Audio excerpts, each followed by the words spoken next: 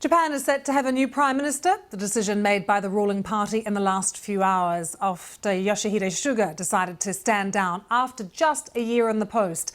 Live to Singapore now, Mariko Oi is there watching events for us. Mariko, who's won this battle then to be the LDP's new leader and also the next Prime Minister?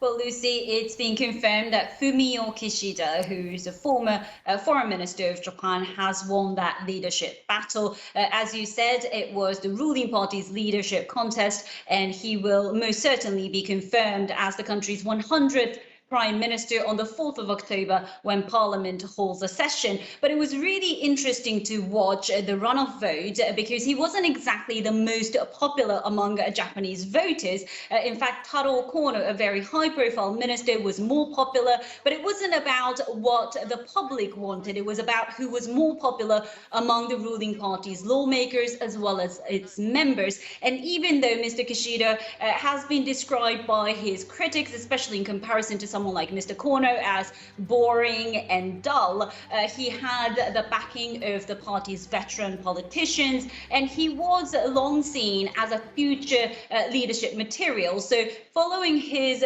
victory, this is what he said to the party's members.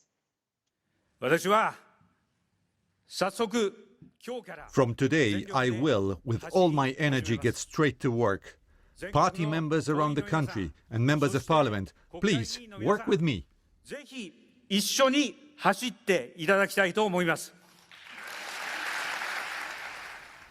got a strong political pedigree, Mariko, but the big question is, can he win the next election?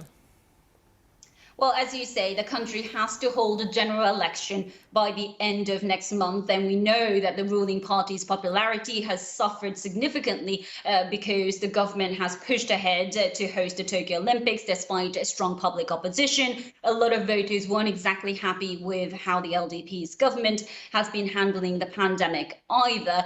Though I have to say the opposition hasn't been too strong. So it is quite possible that the LDP could win once again. Of course, it has ruled Japan almost continuously since the end of the Second World War. And Mr. Kishida, because he's quite new and the public don't exactly know him, he could be enjoying a honeymoon period. But when it comes to his policies, I don't think we expect a lot of changes from the current administration of Yoshihide Suga. Foreign policies, for example, he was rather critical of China during the debate in the leadership election, but he's not as nationalistic as other candidates, for example. Though I have to say, when it comes to the economy, he was quite critical of the economic policy of former Prime Minister Shinzo Abe, known as Abenomics, saying that it only made the rich richer and he wants to distribute the wealth more fairly. So there might be some changes there, but in terms of overall policies, I don't think we expect a lot of changes from the LDP. Mariko, good to see you. Thanks for joining us from Singapore.